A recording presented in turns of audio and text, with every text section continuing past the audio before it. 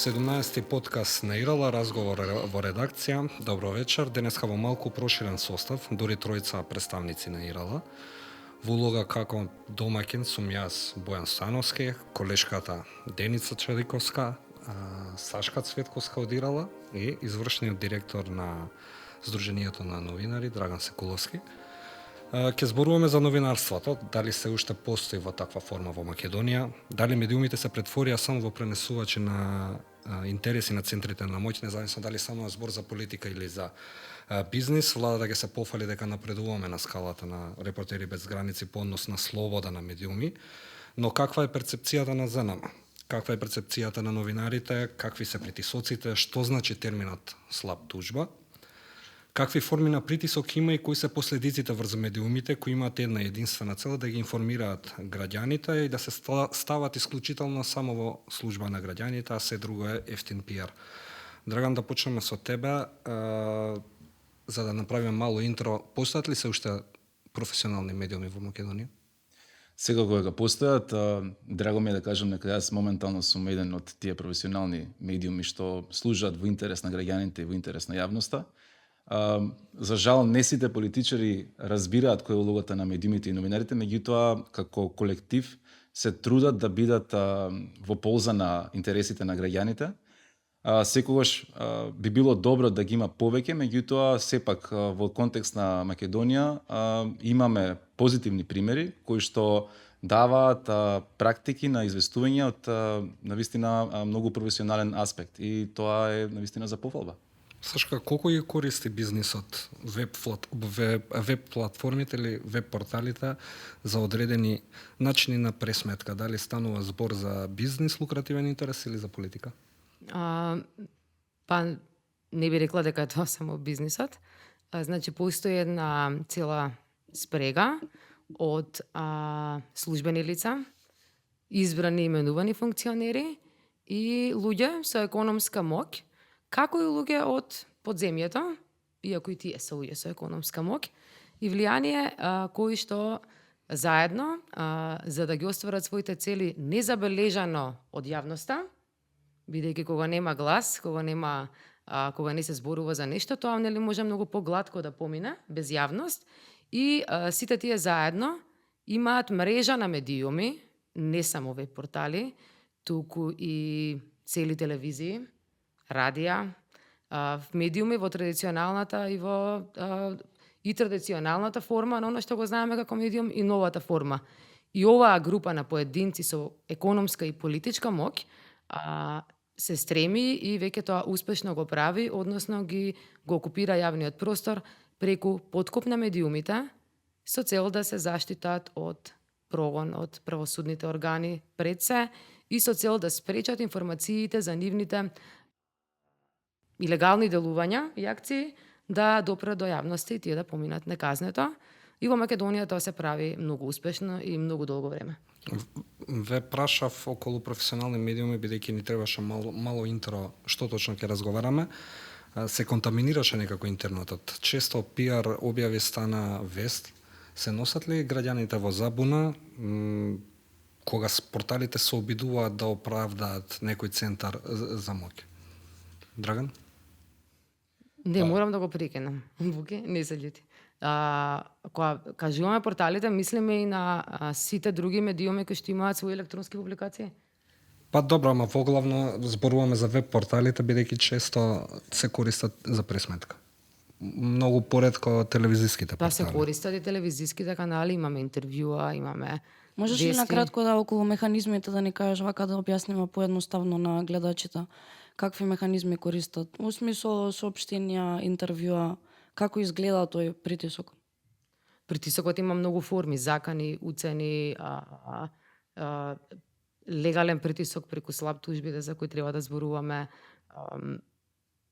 формите во кои што тој притисок се реализира може да бидат разни жанровски форми, интервјуа, Креативни се, соопштенија, одредени ексклузивни информации објавени на ексклузивни Twitter профили, ботови од армии од ботови кои што работат за овие агенди, така што е комплицирано, меѓутоа и не е толку комплицирано. Едноставно се користат сите канали и сите продукти кои што одредени медиуми ги пласираат.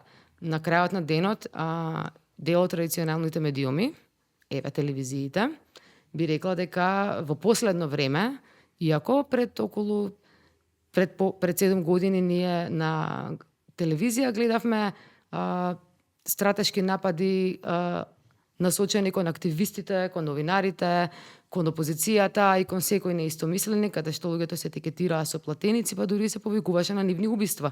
Тоа апсолутно не е ексклузивно за порталите.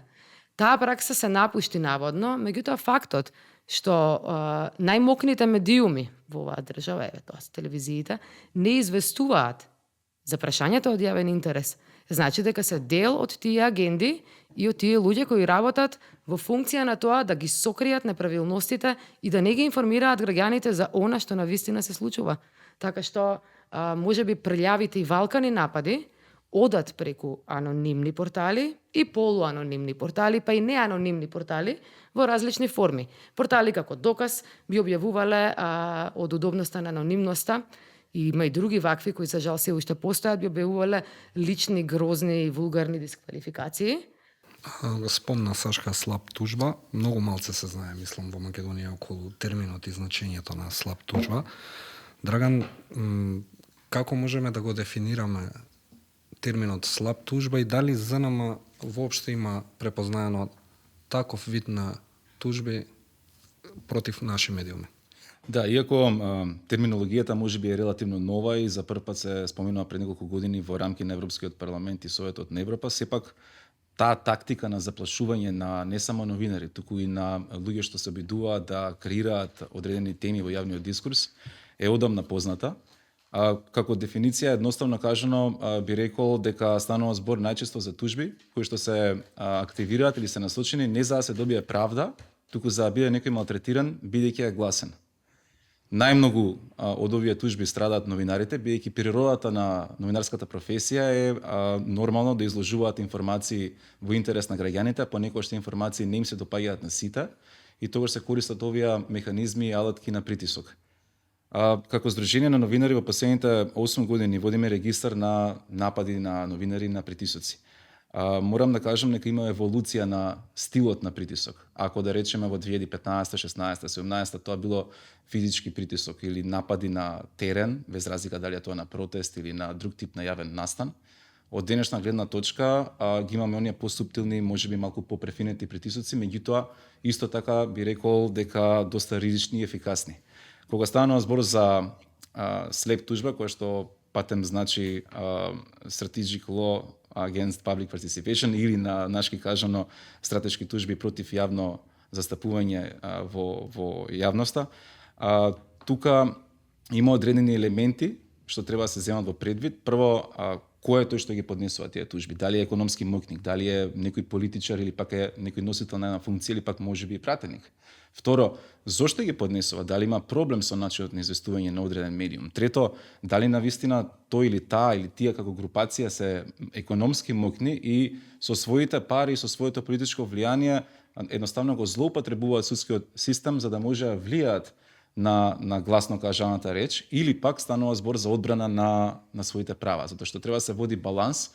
Знаеме, секој има право да поднесе тужба, меѓутоа не секогаш тужбите се искрени со цел да се заштити некое право, туку понекогаш се користат злоупотреби. За да го поедноставиме, станува збор за и финансиски исцрпувачки процес за голем дел од медиумите и новинарите. Ја тоа ќе кажам, значи затоа што ИРЛ има од целата мрежа на членки на меѓународниот проект за известување за организиран криминал и корупција или OCCRB, како што повеќето го знаат, од 41 слаб тужби, 9 се на ИРЛ, 11 се на КРИК Србија.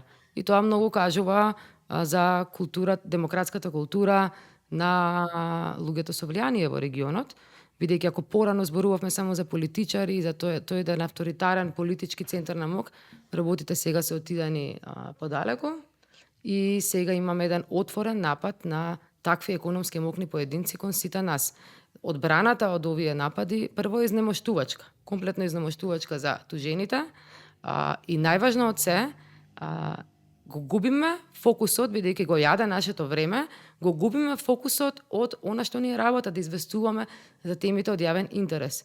Ако во ИРЛ направиме пресек, колку текстови и колку истражувања сме објавувале пред масивните стратешки тужби кои сега ги добиваме, односно пред 2 години и сега, можеме да заклучиме дека нашата продукција на истражувања опаднала за околу 35%, иако не опаднале потребите.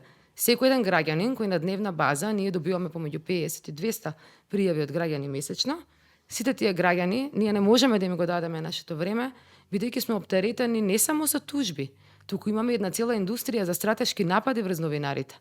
И сето ова не исцрпува ментално, физички, финансиски, ни создава милиони проблеми и едноставно ние не можеме да го работиме она за што сме најдобри и таму каде што сме потребни.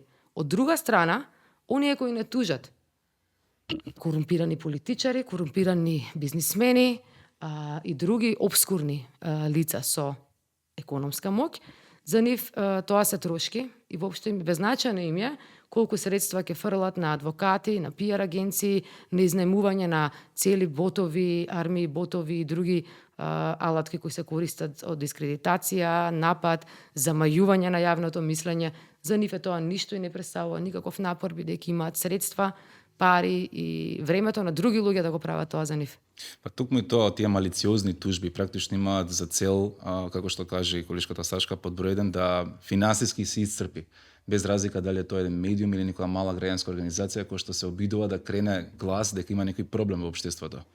Од друга страна, тоа создава ефект на самоцензура, на заплашување не само на конкретната редакција или конкретните новинари кои што се предмет на тужба, туку и на сите останати се праќа порака дека ако некој работи на конкретниве теми, тогаш истото тоа може да им се случи и на нив. Значи ефектот е многу поголем отколку само на тој конкретен медиум кој што се насочени овие тужби. И нормално крајната цел е да наметнат проблем на самиот углед на одреден новинар, на одреден медиум. Кај нас, знаете, дури ако некој поднел тужба, тоа е вест дека готово веќе е осуден. Некако пресумцијата на невиност. Колку културата на страф Не, добро, може влијае... да кажам нешто на вистина емотивно го доживувам ова. Мислам, не е само бидејќи ресурсите со кои овие луѓе ги имаат да шират оваа пропаганда е огромна. Мислам, сериозно огромна. И да, нормално дека не погодува тоа. Нормално дека те истоштува ментално, нормално дека се прашуваш, а зошто ние ја прифаќаме да работиме оваа ризична работа и имаме ваква ситуација. Меѓутоа не можеме да им се наљутиме на граѓаните, бидејќи тие се жртва на овој нечесен однос на најголемиот дел од медиумите. Ако медиумите се ја вршеа својата работа, немаше да има помалку од 1% од вкупната циркулација на информации во медиумите да бидат аналитични и критични. Помалку од 1%. Во ово општество медиумите не ги наблюдуваат процесите кои се случуваат и потфрлија епски да ги предупредат граѓаните на катастрофите кои што денес на сите ни се случуваат. Но на крајот виновно е ИРЛ, БИРН, Фокус 360, 5-6 души. Буквално ние сме сите заедно, сме колку луѓе? 60-70? Тоа е една правна служба во телевизија. Драган... И сите ние сме виновни и ние намерно, милионерите и економски мокните и корумпираните во Македонија се жртви. Постојани таргети, нив сите ги мразат, сакаат да им наштетат. Наши колеги на Твитер пишуваа дека ние го мразиме Кочо Ангјушев бидејќи е богат човек и дека пошто мразиме богати луѓе, пишуваме и правиме вакви истражувања. Тоа го прават наши колеги. Зошто го прават тоа? Веројатно одговорот лежи во тоа кој ги спонзорира, а бога ми и како. Драган, кога зборуваме околу слаб тужбите, колку и културата на страф и стратешките напади можат да предизвикаат одредена редакција, да не збориме за ИРЛ, има и други редакции кои се бават со слична проблематика, да се откажат. Едноставно, слаб тужбата, културата на страф да биде пресудна за да биде чекор назад и повлекување. Од наша гледна точка, бидејќи во голема мера се обидуваме физички да ги следиме рочиштата каде што ваков тип на тужби се присутни, имаме забележано дека првенствено тоа што делува многу демотивирачки кон новинарите, уредниците и останатите од медиумскиот сектор е еден лош аспект, но другото е тоа што на еден начин создава некоја голема доза на несигурност. И таа неизвестност едноставно создава и психолошка траума кај дел од новинарите, бидејќи едноставно се демотивираат да се работат својата работа. Значи, како механизам, за жал е доста успешен, а инаку низ бројки, морам да кажам дека во Македонија имаме повеќе од дупло тужби оваа година споредбено со ланските години, а тоа е навистина еден показател што го земаат сите сериозни индекси и извештаи за следење на слободата на изразување, и доколку овој тренд продолжи да расте, јас сум многу сигурен дека нашите политичари нема да се гордеат многу до година кога ќе се објави повторно Репортери без граници индексот за слободата на изразување, кај што Македонија факт е дека има одредени подобрувања. Меѓутоа тужбите и бројот на истите, како и тоа дали се слепи, колку новинарите се изложени на судски притисок, е нешто што е како елементарно кога се зема мерењето на притисокот во секторот. Ако во 2021 година сме имале само 20 тужби за клевета и навреда кон новинари и генерално медиумски работници, во 2022 година веќе имаме 54. Што значи дека навистина треба малку да се запрашаме зошто едноставно луѓето немаат степен на разбирање или на критика кога некој се обидува конструктивно да ги аргументира своите грижи за тоа како тие работат, ако се носители на јавни функции, како ги носат своите политики, ако станува за политичари. И една друга работа сега да кажам, од неколку рочишта што ги следевме, забележав дека дел од тие тужители никогаш не се појавуваат на рочишта, некои се појавуваат, некои не. Значи, кога ќе има една тужба, не мора да значи на почеток дека е ваков тип на стратешка тужба или слеп тужба. Можеби со текот на постапката ќе се заклучи дека станува збор за таков тип на тужба, а ако се одложуваат рочиштата тенденциозно, ако тужителот никогаш не се појавува, ако се користат механизми како што вели и Сашка преку ширење на пропаганда или на влијание во медиумите кон оние што се тужени, со цел да се коригира под наводници перцепцијата на граѓаните во врска со нивната работа, тогаш тој тип на тужби можеби наивно на почетокот не биле такви, но стануваат со текот на самата постапка. Во секој случај државата мора, владата, меѓутоа и сите и самите судски инстанции да се малку да ги сватат овие работи посериозно, бидејќи и на ниво на Европа, Европската комисија оваа година во април веќе има иницијатива за носење на директиви што ќе важат за сите земји членки, бидејќи слеп тужбите не се само закана за новинарите, тоа се закана за демократијата кај нас и генерално на целиот континент. Бидејќи замолчување на еден новинар не е замолчување на новинарот конкретно, туку е нарушување на правото на информирање на сите граѓани, бидејќи Македонија според својот устав, член 16, ние кај нас цензурата е забранета. Цензурата не е новина, цензура на сите граѓани што имаат право да знаат. И едно од работите што може да се направи се следат овие примери на Европската комисија, на Советот на Европа, каде што ние како членка на Советот на Европа имаме обврска да ги имплементираме тие препораки преку законодавство што ќе ги штити не само новинарите, меѓутоа првенствено новинарите, туку и сите останати кои што учествуваат во јавна дискусија и јавна дебата и имаат критика, да не се плашат да ја кажат таа критика јавно. Па добро, сега има и слаб тужби за граѓани, еве и За така. активисти, да, бидејќи кога спомна тоа создавање на култура, баш мислам поголемата цел е тоа, да се создаде култура на страф околу спомнување на името на поединецот кој тужи. И сега дури имаме примери каде што тужат и граѓани, активисти граѓани за напишан Facebook статус, за што ли не. Да, имаме Тужат случај. институции, новинари се тужени во второстепени управни постапки за информации од слободен карактер кои ги следуваат, така да се некако влеговме во некој... Да, само сега внесов јас, значи кога станува збор, реков најчесто се тужби, но не секогаш слеп може да биде класична тужба, понекогаш неоправдан инспекцијски надзор на еден медиум или пак разни врсти на судска времена мерка за необјавување. Сето тоа може да спаја во корпусот на Стратешки напад. Бидејќи рече законодавство, мораме да спомнеме и дека на голема врата се враќа државното рекламирање во медиумите.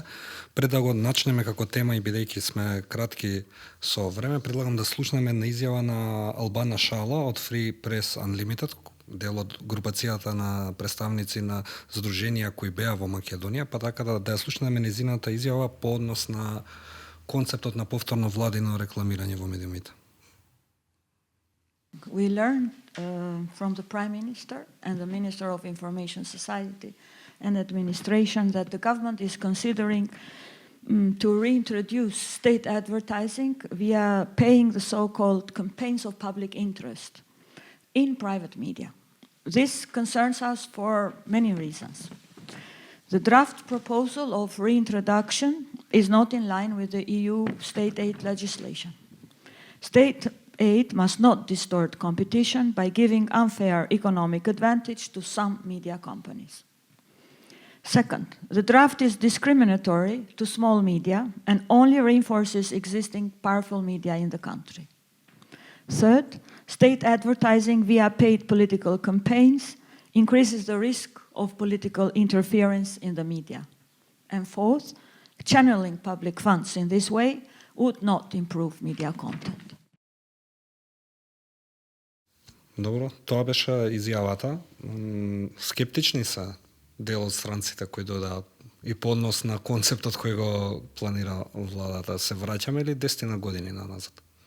Па може би повеќе од 10 години, ако оваа намера навистина се реализира во таа форма како што е сега промовирано од страна на Министерството за информатичко општество. Во секој случај, колегите кои што беа минатата недела, во Скопје, од најголемите и најкредибилните медиумски и новинарски здруженија и асоциации, се сретна практично со целиот државен врв, вклучувајќи го претседател на државата, премиерот на собрание, повеќе министри и слично. Тоа што ми оставија впечаток е дека моите колеги од странство се малку разочарани дека ретко кој политичар разбира што е новинарство и разбира која е улогата на медиумите. Ние разговаравме пред малку за притисоци, тоа се стратешки тужби, освен притисоци за влијание на тоа како работат медиумите се и парите, односно како се финансираат тие медиуми и кој е механизмот за нивно одржување од страна на самата влада. Јас мислам дека треба да се стави фокус на нешто каде што ако се дава навистина искрена поддршка на медиумите, тие да бидат обврзани да создадат квалитетна медиумска програма, каде што прво ќе има бенефити самиот новинар, не строго собственикот, но најмногу бенефит да имаат граѓаните, бидејќи на крајот на денот не е само најлесен начин да се дојде до пари во медиумската индустрија е некој да плати кампања или реклама и само да се емитува. Меѓутоа, дали тоа навистина е во интерес на граѓаните? Која е тоа гаранцијата? Значи, се уште тоа е во некоја предлог форма, не е ништо конкретно, но колкав е колачот кој треба да го поделат? Тука мораме да ги спомнеме 5 национални телевизии кои имаат концесии национални. Колкави се парите кои тие ќе ги поделат од буџетот како пари за кампањи и да потенцираме дека никаде во законот или во одредбите не пишува дека парите кои ќе ги земат ќе завршат кај новинарите, техничкиот став во телевизиите, значи да се поделат за плати или за подобрување на опрема и слично. Има ли за нама некои проценки од прилика колку би значило по медиум? Тешко е да се направи проценка, бидејќи во тој предлог не става збор само за еден извор на финансирање на медиумите, става збор за најмалку 3 извора. Првиот извор е 0,1% од вкупниот приход на државата од минатата година, што во превод би требало да значи негде околу 4 милиони евра, но на таа сума, ако се додаде 0,5% од приходите на сите општини во државата, збориме за сите 84. Да, потенцијално тоа би можело да биде дополнителни, би рекол 2 милиона.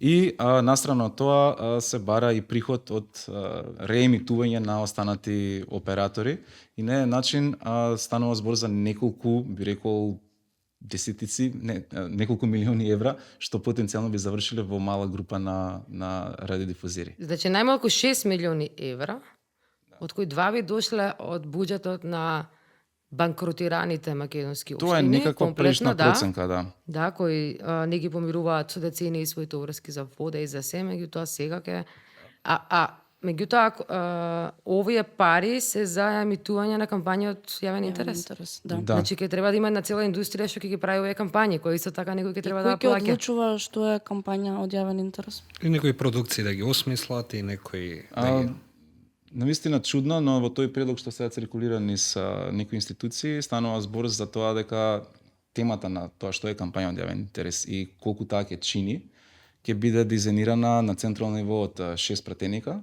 тројца од владина коалиција, тројца од опозиција, и истиот тој модел би се реплицирал на локално ниво, место пратеници да има советници. Значи, постои широк партиски консензус за подкуп на медиумите во Македонија, во најголем дел во собственост на лица кои што водат бизниси далеку поголеми од нивниот медиумски бизниси, кои во своите најдобри интереси не ги имаат медиумите, туку нивните други деловни пракси. Јас не би сакал да верувам дека постои широк партиски интерес, бидејќи тоа не би било Меѓутоа ние не во ред за слушнавме нашето критики од општество. Да. опозицијата.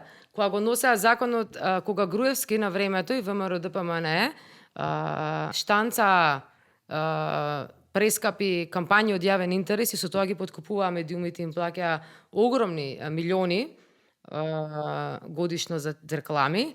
Сите знаеме зашто беа тие средства и опозицијата држеше пресови дека ова е подкуп на медиуми без преседан. Да не забораваме дека настрана од овие кампањи кои што би требало да се емитува, тоа е идејата на авторите надвор од изборен процес, додека ние разговараме, во изборниот закон веќе има решение што беше во пракса во изминатите изборни процеси, каде што исто така околу 4 милиони евра политичките партии, зборуваме за јавни пари на граѓаните, се инвестира за платено политичко рекламирање 20 дена пред изборниот ден.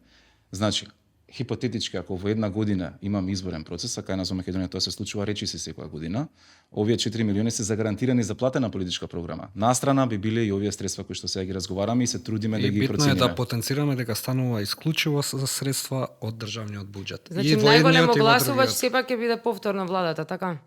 Се надам дека тоа нема повторно да го видиме, но овој предлог некако, иако не вели владата, вели собранието, значи сега топката се дава кај нив, сепак тука да речеме јавниот интерес малку е чудно како може да го знаат група на пратеници, а при тоа да не се консултирани новинари или граѓански организации што навистина се обидува да промовираат јавен интерес. Без јавна дебата. Добро, интересно е што 6 пратеници најверојатно препознале која е потребата, се договориле пратениците во главно се препознаат. Да, во главно пратениците во нашата држава се договараат кога треба да земат патни трошоци, кога треба да донесат закон со кој би земале пари од буџетот за финансирање на политички партии, па и за ова никоја партија нема против. Само сега да поменам, значи од аспект на што тоа важно. Важно е, значи ваков тип на процес многу е важно да биде транспарентен, да биде инклузивен, кај што ќе бидат поканети чинителите си ги кажат своите ставови и при тоа да биде на линија со одредени практики и стандарди на Европската унија. Така и важно е да се потенцира дека еснавските здруженија се против ваквиот начин на носење на закон, па и за ваквиот начин на делење и делегирање пари народни кои ги плаќаме сите во буџетот. Деница? Предложивте ли ви друга опција за фондот за медиуми? Да, свесни сме, значи како држава имаме обврска да се поттикнува плурализам во медиумите. Тоа е во многу акти. Не дека Македонија може да бега од тоа, значи едноставно како членка на Совет на Европа имаме обврска да имаме таков тип на политики каде што важни прашања ќе може да се отвараат, а без при тоа да зависат тие важни прашања од комерцијалните рекламери. Значи има известни теми кои што немаат интерес да ги финансираат приватните компании, тоа е во ред. И тогаш тука за тие теми да бидат отворени пред јавноста и да се засити интересот на граѓаните, потребно е државата да ги поттикне. Единствен начин тоа што може да се поттикне е така наречен фонд за плурализам на медиумска содржина, каде што практично се помага на оние медиуми кои што се заинтересирани да бидат дел од тој фонд, во исто време се гарантира некаков степен дека ќе се цени трудот на самите медиумски работници кои што внатре во тие редакции креираат содржина и од трета страна нормално јавниот интерес мора да биде загарантиран. Тоа е некој... Значи да сублимираме да нема бланко поддршка и да речат во годината те следуваат £500 000 за јавни кампањи кои може да аплицира. Да се поддржуваат содржини проекти. Драган, ти благодарам за овој прв дел. Краток беше, се надевам дека ги опфативме или пробавме да ги опфатиме Сега да кажа јас бев долга, сите теми. Го те следам. Ти благодариме. Наш следен гостин во вториот дел од подкастот е Владко Становски, кој е главен одговорен уредник на Фокус, па ќе зборуваме и за притисоци, и за слаб тужби, и за стратешки напади, култура на страв. Продолжуваме. Во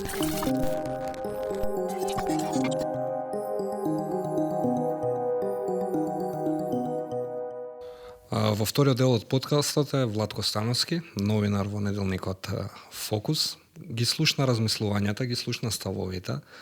Слушнавме што е слаб тужба и како може да се дефинира. Се соочува ли Фокус со такви форми на, да речеме, притисок за нешто да не се објави, за нешто да не се истражи, некој да ви рече, па добре ова да не го објавиме? Па добро, Фокус како медиум кој исто се обидува да третира теми кои подразбираат, значи, корупција, злоупотреби на моќта, на позицијата, на влијанието, судир на интереси, трговија со влијание, исто многу интересен феномен. Нормално дека се соочува со сите овие форми на притисок кои влегуваат во еден корпус на методи за притисок кон новинарите, кон медиумите, кон редакциите. И секоја форма си има своји специфики и своји цели. Кога ги спомнавме тужбите, сакам и вие самите направивте една ретроспектива на едно минато време. Сакам да подсетам дека тогаш имаше ситуација кога тужбите автоматски значеа позитивна пресуда, значи кореспондираа со тужбата. Значи тој моќник, без разлика дали е економски моќник, дали е функционер, дали е политичар, кога ќе тужеше, имаше позитивна пресуда. После 6, 7, 8 години гледаме на Страсбург падна многу од тие, да речам, сите тие пресуди, но во тоа време кога тие тужби беа на дело и тие пресуди експресни што се носеа позитивни во корист на тужителите, си ја завршија својата работа. Што требаше, каква работа требаше да завршат тие тужби?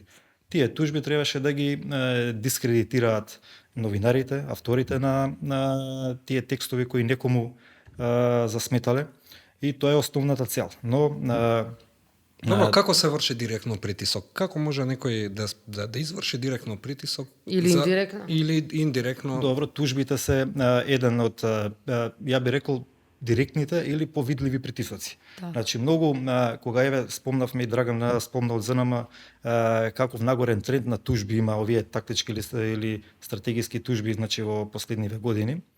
Значи тука збориме за една ситуација кога се случува нешто конкретно, тужбата е понесена. Значи кога збориме за одредена бројка на тужби, секојаш таа бројка треба да ја помножиме по мене по 3, 4 или 5 со закани за тужби. Значи многу луѓе кои се предмет, кои се објект на интерес во одредени истории, значи тие многу повеќе се закануваат дека ќе тужат отколку што тужат.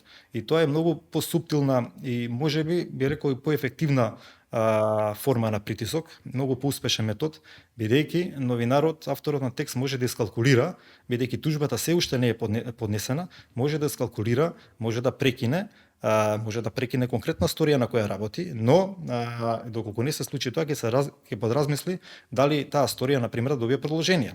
Значи човек автоцензура. Така, значи сега ние според сега малку да ја расширам темата.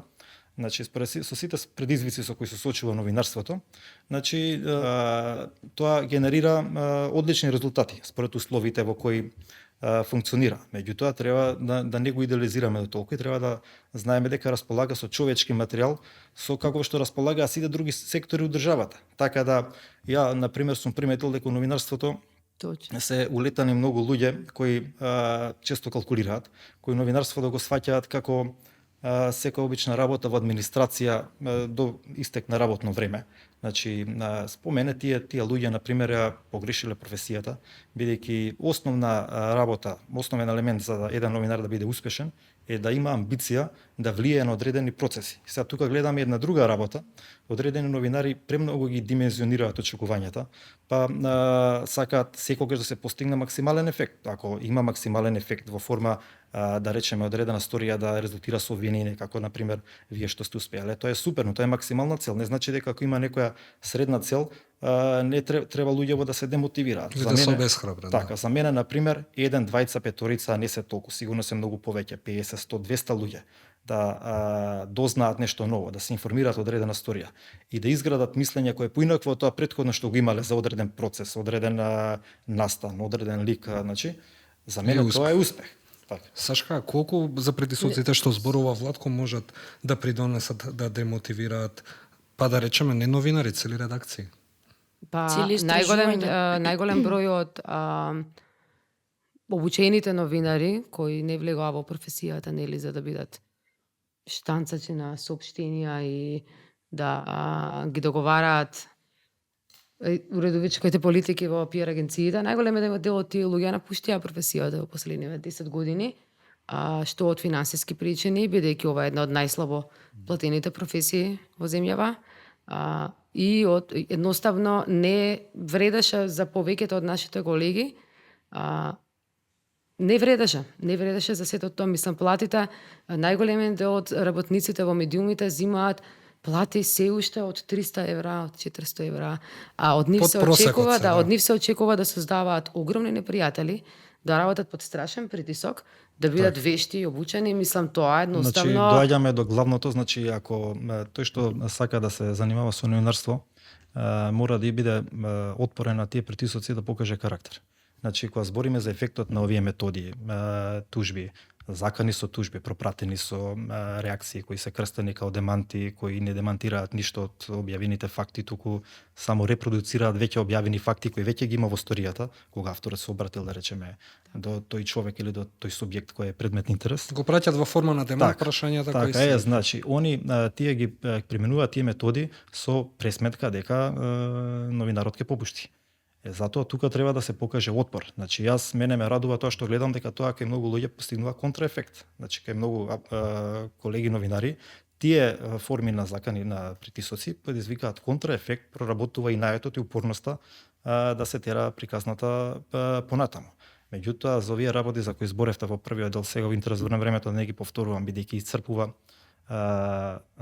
финансиски, меѓу другото, значи време го одзема времето и концентрацијата на новинарите, секој да речеме судски процес во кој треба ти да се консултираш со адвокатски тим, да спремаш аргументи на одбрана, кога често треба да обезбедуваш дополнителна документација, И тоа само да одзема многу да ме време. извини, сега вика ние немаме само тужба, со тужбата по дефолт си доаѓа еден добро смислен напад во кој тебе секоја недела Така. преку низа на Соопштенија. канали на комуникација, соопштенија, лажни вести, Така. ти и твојата редакција сте таргетирани. Така. Комплетно, целосно и едноставно по некое време станува буквално невозможно да се истрпи тој стрес. Значи, Еве, јас сега- народски кажано, крадецот вика, ете ви А не окраден. за џабе новинарите имаат помал век на живот. Така, исто има така би издвоил еден Да. друг тип на тоа исто на суптилни методи би ги крстил, тоа се користење на односно злоупотреба на лични познанства и ургенции на трети лица. Значи во новинарството основен предуслов е за да бидеш успешен новинар, ти мораш да имаш извори на информации. Значи не треба никој под рака не да ти дава документација, бидејќи се има закон за слободен пристап и кој налага секоја документација, сите документи, списи што не се класифицирани да се достават до тој што ги бара, не само до новинарите, до сите граѓани. Меѓутоа, потребна е информација. Треба некој човек да ти каже каде да бараш. И таа мрежа на извори е нормално се создава. Меѓутоа, сите тие извори покажуваат, се обидуваат да покажат многу голема демократска ширина кога се извори на информации за други лица и често знаат да кажат, значи, ако обезбедиш нешто и за мене, слободно напиши ме, за мене или за моите блиски. Но кога дојде редот и за нив да излезе нешто, тогаш се повикуваат на таа релација, на тоа познанство и замолуваат да не се објавува, бидејќи тоа ќе ги стајало во непријатна ситуација. Значи, новинарот што официјален податок од надлежна институција ќе објави, тој ги става во непријатна ситуација, а не се ставаат самите себе како поради нивните Така. постапки. И тука се прави тој еден смут и таа манипулација и тоа е основа врз која се гради наративот дека новинарите се продуцираат нарачани текстови, истории, дека се платеници слично, бидејќи секогаш на крај се завршува со тој еден лажен аргумент, а зошто баш сега, а зошто токму Баш мене. јас. Така, тајмингот Тоа им е се многу. завршува. Тајмингот, да, збориме- изведнаш има некој тајминг, бидејќи кај нас мора да се каже, Владче, дека и најголем дел од успешните економски мокници Да не се лажеме, своите богатства ги создале преку државно спонзорирани сделки. Така е. И, Цело време превладува, Тие да речеме, луѓе, да, тези, влијаат на собранието, влијаат Так. на носењето закони, влијаат на носењето одлуки политички на се. И еве сега читам за Кочо тужбата. Јас сум била економскиот мокник кој што го притискал, мислам, тоа е лудо. Но страшното е дека тие напади де факто успеваат да ги убедат граѓаните во овие реално небулозни тврдења. Дека ние сме тие кои се мокни, мрачни тајни служби Ние на уништуваме враговода, животи, да. И никој не сака да зборува за аргументите. Мислам, стварно е девастирачка целата ситуација, но тоа е. Кога спомнавме тужбата на господинот Кочо Ангјушев, да напоменеме тоа што го напомена и Драган, ланската година, тоа е за 2022, имаме 54 активни предмети на тужба за навреда и клевета, а во 2021 само 20, што значи има дупло зголемување. Оваа влада се залага за слободни професионални медиуми, барем на хартија. Но да слушнеме, предлагам тука да го слушнеме премиерот Димитар Ковачевски во едно негово обраќање во Богданци и начинот на кој комуницира со новинарите. Добро, значи околу лидерската средба што имавте минатата недела. Кои од предлозите на Мицковски завод се прифатлив и дали за некои од тие предлози имате разговарано во партијата како можен прифатлив? Од кој медиум сте вие? Сите телевизија. Бевте на пресконференцијата? А беше некој ваш колега? И тоа не знам. А пуштија кај вас на телевизија од пресконференција? И таа информација не знам. Значи да ви повторам што беше на пресконференцијата. Дали има пенали кои што владата треба да ги исплаќа на компаниите? Договорот е на 400 страници. Во него се предвидени сите обврски и инаку вие од која телевизија доаѓате? Од Телма. Веројатно сте имале представник на двата брифинга кои што ги правеа тимот за имплементација на овој проект. Доколку има потреба, тогаш ќе организираат за вас уште еден брифинг. Чувте, не знам, јас немам Ова е коментар. последно, имаме многу вакви примери, ама мислам. Го земавме бидејќи е најнов. Да. Што да кажам, значи ова за мене вакви мислам, ова е разочарувачки, најискрено кажано. Значи не е единствен пример, не е исклучок и не е само својствено само за премиерот и за власта, да кажеме вака погенерално. Се сеќаваме дека и лидерот на опозицијата вака се обраќаше кон новинар. Девалвирачки од кој медиум сте вие, не знам што е битно за одговорот на прашањето. Вајда ловат вештерки, Водеваутизам. Така, тоа е еден пристап на поделба, значи ја мислев дека тоа е веќе надбината работа, значи тоа што се направи во тоа претходно време на Груевски, што го нарекувавме режим за робена држава. Значи тогаш се успеа новинарството да се сериозно да се подкопа со тоа што новинарите беа свртени едни против други и тогаш бевме сведоци како новинари против новинари водеа хајка, значи линч, значи се денонцира новинари против новинари. Таа власт тоа вешто го користеше и видовме дека кога се сменија, кога дојдоа политичките промени, тие новинари што беа во војна, на крај си подадоа рака и сега соработуваат, ги гледаме на иста маса, коментираат политички процеси јавно. Значи било тоа го стимулирало политиката и сам мислевме дека тоа е надминато. Сега со овој резон ваков, значи да се делат новинарите според медиумото кои доаѓаат, наместо да се одговори на едно јасно и просто прашање. Макар и тоа веќе да е одговорено еднаш, два пати, 5 пати, 10 пати. Да речеме Дали ќе плаќате пенали за бикова? За мене или не? покажува еден подценувачки однос кон новинарите, кон новинарството, кон медиумите и ова е многу опасна практика, бидејќи значи кога премиер лидер на опозиција вака се обраќа кон новинарите, тоа таква порака праќа кон сите своји слабеници поддржувачи. Значи тоа го таквото тие навреди ги преземаат сите кои се преслика на социјалните мрежи потоа. Да. Сашка, твој коментар Кус за излагањето? Па не. Ете важно ние што Не, мислиш. многу добро го кажа Влапче. Што да кажам? Не, едноставно таа е културата, тоа е страшно тоа што тоа го прави и лидерот на власта и лидерите од опозицијските партии и постојано вака изгледаат различни Значи, пресконференции. Да, во основа тие партии, еве ќе имаме избори, така за една година. Так.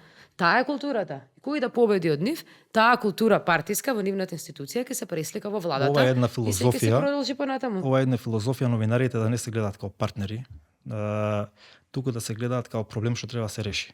Значи или новинарите фала. треба да се стават под свое и да одработуваат, или тие се непријатели. На било која влада, Тие- на кој било политички тие се субјект кој е става на власт. равенство меѓу новинарите и политичките противници. Значи ги ставаат на купче. Значи тоа е, како да кажам, значи толку опасна практика е и толку, значи во тој делот на слобода и на информирање тапкаве во место, значи никогаш доволно од слобода. Таа не е здраво за готово земена. Секој треба постојано да се работи на неа. А тука не гледаме дека стагнираме, туку одиме назад, значи нешто што се сметало дека е како издвоена битка, некоја мала битка, значи сите овие години гледаме дека се фрла во вода. Не мислевме дека ќе Лаче разговараме. се сеќаваш ли колку ни беше тешко во тоа претходно време да добиваме, значи комисијата за информација од јавен каратер воопшто не работеше во полза на новинарите и ние практично и нашите известувања беа владата го крие, тој го крие ова министерството бидејќи тие не ни ги даваа документите. Сега имаме обратен случај откако комисијата се охрабри и ни ги во најголем дел од случаите можеме да ги добиеме информациите. Институциите тужат во Одеднаш повисоко постапка. институциите почнаа да ја тужат агенцијата. Значи за ИРЛ испрати Бојан и Давид испратија прашања до Васко Ковачевски, до СМ, бидејќи он во кризата потроши неколку стотици милиони евра и тие тендери не може да бидат тајни. Кому му се доделени? Откако комисијата подве жалби пресуди во наша корист, во моментов е замрзната постапката на не дадат информациите бидејќи СМ ја тужи агенцијата на управен суд. Истото се случува, антикорупцијската комисија ја тужат функционери за кои што тие донеле одредени за нив неповолни заклучоци. И овие одат управни постапки водат, па дури и тужби за клевета и навреда.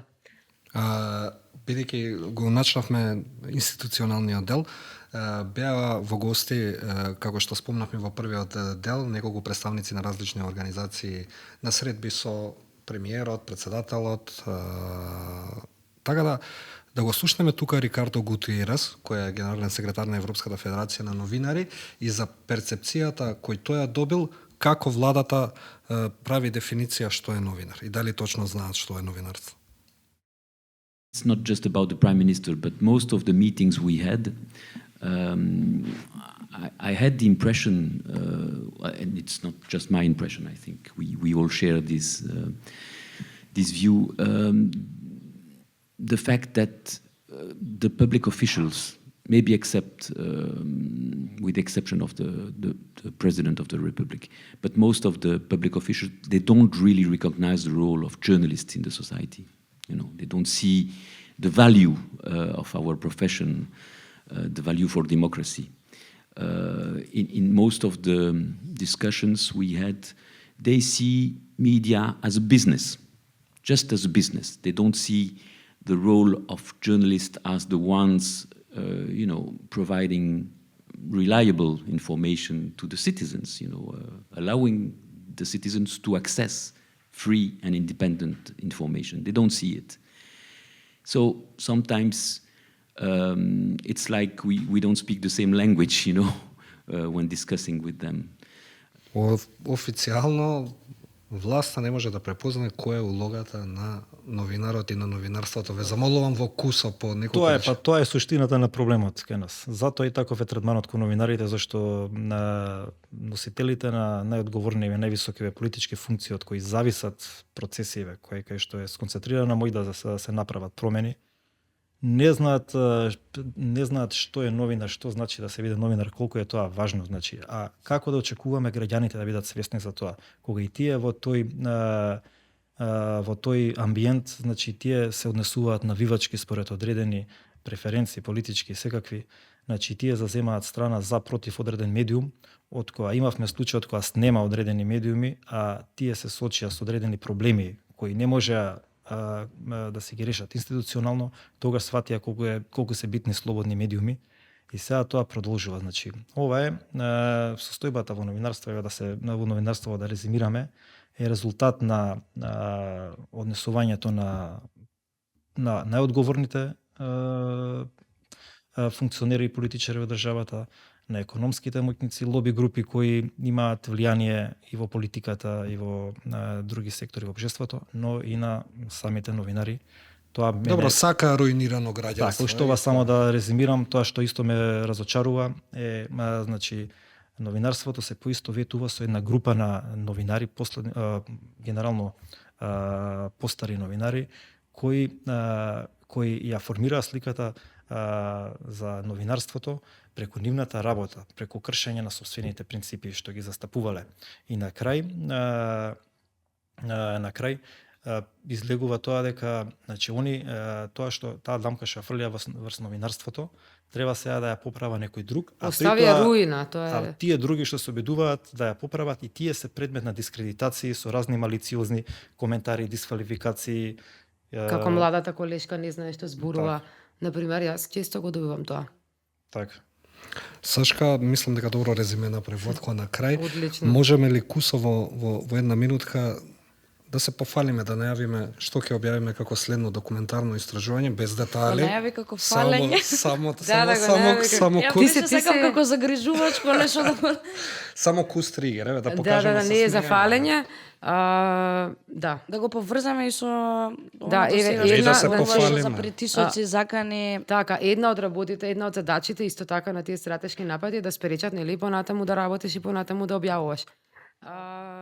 Во моментов се финализира последната нова епизода на редакција, новиот документарен филм, кој што е истражување за една од неколкуте големи несреќи во кои што загинаа луѓе кои што се случија во држава во последниве 3-4 години и искрено ова е првото истражување за кое што ние размислуваме дали воопшто да пуштиме, како и претходно, промотивни видеа, односно трейлер, една недела пред епизодата, бидејќи притисоците се веќе толку силни, што се прави се да може да се спречи оваа публикација, таа нема да се спречи, меѓутоа нападите се веќе започнати, тие што знаат, тие што се инволвирани, веќе најмија својата машинерија од маркетинг агенции, адвокати и други лица и јавни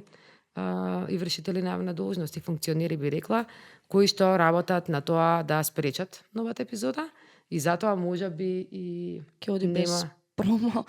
И порано ако се плашевме... Омилената работа на Деница е да го прави промото. И порано ако се плашевме само за безбедноста, сега дури не ни се верува колку нови креативни начини изнаоѓаат да не заплашат, да не премислат, да не...